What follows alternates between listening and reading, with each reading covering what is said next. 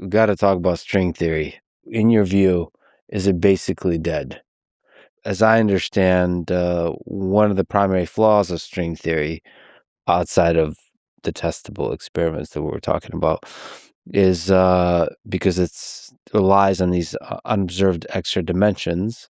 There was a hope that it uniquely could explain our universe, but it turns out this, quote, landscape, there's an enormous so-called landscape of possibilities that it leads to. And so it renders the theory basically unpredictive because you can describe all kinds of universes, and therefore you can just select, tune it to describe ours. I agree to a degree, but I bring it back to my prior objection. It is absolutely true that superstring theory, in its current manifestation, aside from the extra dimensions, which are at some level small potatoes, it allows for an extremely large number of possible universes.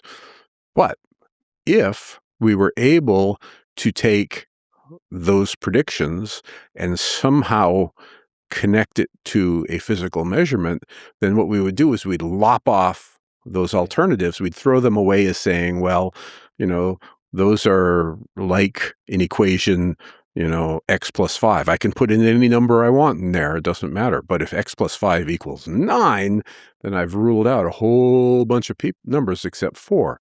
And so this is a case of string theory does allow for many predictions, but if we could rule them out by connection to a measurement, then it would no longer do it. We would modify string theory, and we would retain the vibrating string concept, which I really, really like. I mean, I really like it. But until we can validate this, we can't. So now you ask, is it dead or not? In my opinion, it is very difficult to kill such a theory. I mean, really, truly kill it. Because kill it means make a prediction and it fails. But what can happen and what is happening is people have been working on it since the 70s. So we're talking of order 50 years. People have been working on it, and it has not solved the problem. And so I think what's happening is people are looking at that and saying, do I want to spend my life working in this direction, with a very likely possibility that 30 years from now will be not much farther along than we are now? It's a lot like back in the 1940s when people started thinking about the meaning of quantum mechanics. And I wanted to do that when I was a kid in the 70s. But then when I went to grad school, I realized that people, very smart people smarter than me, had been working on that for most of their lives and made no definitive progress. And so you have to decide, as a scientist who wants to answer questions, do I really want to take on a question that is so hard that it will not be answered in my lifetime?